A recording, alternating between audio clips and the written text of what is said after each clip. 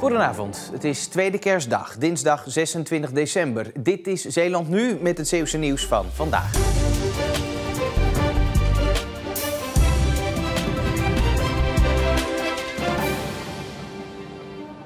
Deze loods in Krabbedijk is veranderd in een van de grootste tijdelijke restaurants van Zeeland. Hier worden 250 mensen verwacht voor een gratis kerstdiner.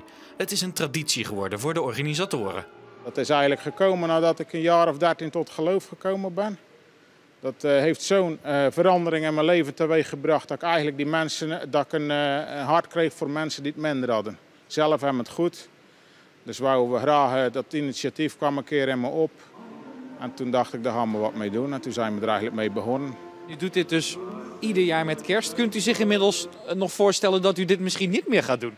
Nee, liever niet. We gaan liever allemaal gezond blijven, gaan we gewoon door. De maaltijd is bedoeld voor mensen die het niet zo breed hebben of misschien eenzaam zijn. Maar iedereen die zich aangesproken voelt, heeft zich mogen aanmelden. En de hulp voor de organisatie komt van alle kanten. Dat geeft me grote vreugde om te doen.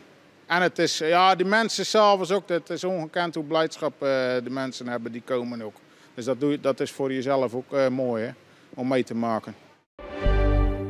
In deze houtwerkplaats wordt van alles en nog wat gemaakt. Zoals bijvoorbeeld grafkisten, maar ook hele andere producten. Zoals bijvoorbeeld een wijnrekje, een kistje, een tapasplank. Maar dit is niet zomaar een houtwerkplaats. Het is de houtwerkplaats van Torentijd. En dus wordt alles gemaakt door gedetineerden. De essentie van het verhaal is eigenlijk dat we de gedetineerden proberen op te leiden, zodat ze buiten een ritme hebben ontdekt dat gewoon het werken normaal is voor je geld. Waardoor ze dan makkelijker buiten aan het werk kunnen komen. En deze nieuwe houtbewerkingsmachine maakt de kans op een goede baan voor de mannen die hier zitten nog wat groter. Vroeger hadden we allemaal losse machines. Dan hadden we een boorunit, een zaagunit en een freesunit.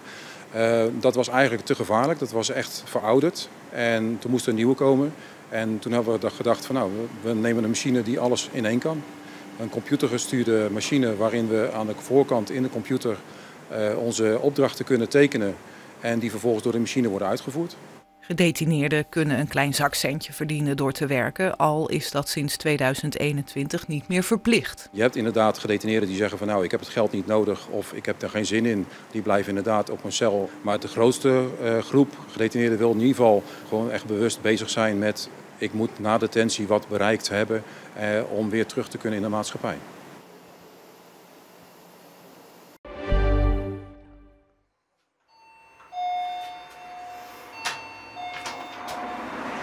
Hallo, Jackie. Hoi.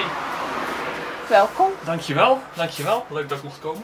Bij de levende adventskalender stond er deze maand elke dag een andere deur in Axel open. Iedereen die daar behoefte aan had, kon zo naar binnen lopen. Voor een bakje koffie en een luisterend oor. 70 mensen kwamen erop af. De gesprekken waren van leuk tot de diepte in. Over het geloof, over gewoon kennismaken met elkaar. Dini Bakker is 81 jaar en is de afgelopen maand verschillende keren bij een open huis binnengestapt. Heel erg leuk. Ik ben met meer mensen op bezoek geweest en het was eigenlijk een keer heel erg gezellig. Wat vond u er zo gezellig aan? Nou, de gesprekken en alles. En de vriendelijkheid, hij is zo vriendelijk niet ontvangen. Ja. De organisatie krijgt reacties uit het hele land. Verschillende mensen willen het volgend jaar in hun eigen woonplaats beginnen. Ook de editie hier in Axel krijgt in 2024 een vervolg. Als het volgend jaar weer is, gaat u dan weer? Ja, dan ook weer. Aan gezond zit wel. Ja. Teleurgestelde bezoekers bij de schaatsbaan in Middelburg. Door de harde wind en de hoge temperatuur is het ijs niet hard genoeg en kan er al 3 dagen niet geschaatst worden. We proberen het zo duidelijk mogelijk te communiceren. We hebben via alle socials en via de website wel aangegeven dat we dicht zijn. Maar toch komen hier mensen, ook veel toeristen die komen. En inderdaad, ze verheugen zich op een dagje schaatsen. En ja, helaas kan niet. Dus er zijn inderdaad wel wat mensen teleurgesteld. Maar iedereen heeft ook wel begrip voor. Iedereen begrijpt het ook. Als we gewoon uitleggen hoe het komt, dan hebben mensen er ook wel begrip voor. Als het goed is, is het ijs morgen weer geschikt om op te schaatsen. Een dag met een lach en een traan. Dat was het voor de bezoekers en vrijwilligers van het Sociaal Centrum Stadsklooster Simpelhuis in Middelburg. De stichting kan de huur- en gasrekening niet meer betalen en sluit noodgedwongen de deuren. Dit tot groot verdriet van bezoeker Sylvia. Mijn man is dit jaar in januari overleden en mijn dochter in 2020. En dat bracht dat mijn hele leven overhoop lag. En ik kwam hier eigenlijk in een warm bad. En dan moet dit prachtige project sluiten, omdat we niet genoeg harde euro's bij elkaar hebben. In het stadsklooster konden mensen binnenlopen voor een kop koffie, goed gesprek of meditatief moment. Deze laatste kerstmiddag wekt dubbele gevoelens op.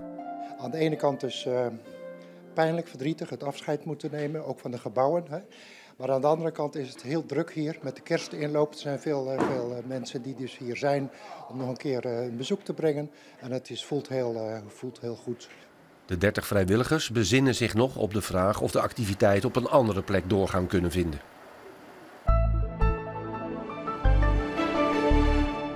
Na het regenfront van gisteren en vannacht was de mooie start van deze tweede kerstdag.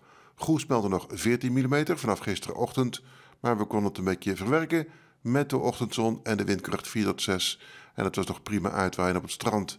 Maar er kwam meer bewolking uit het noorden, zeker op Schouwen, Tolen, Sint-Philipsland en in veel van Midden-Zeeland was het een tijd bewolkt. Zeeuws-Vlaanderen hield de meeste opklaringen. Nu zijn er vannacht ook nog wel een paar opklaringen, maar er komt ook weer meer bewolking. En in de loop van de nacht is er van het zuid-zuidwesten uit wat regen te verwachten. Na minimumtemperaturen van 4 tot 6 graden. Morgen begint het ook een beetje druilerig, maar het wordt overwegend droog. Met vrij veel bewolking en windkracht 4 tot 6 uit zuid tot zuidwest. En een maximumtemperatuur rond 10 graden. En na morgen, donderdag en vooral vrijdag is er kans op buien. Met vooral donderdag kans op windstoten. En ook het weekend is nogal wisselvallig. Met ook dan een maximumtemperatuur van 9 à 10 graden. Tot zover het Zeeuwse nieuws van dinsdag 26 december.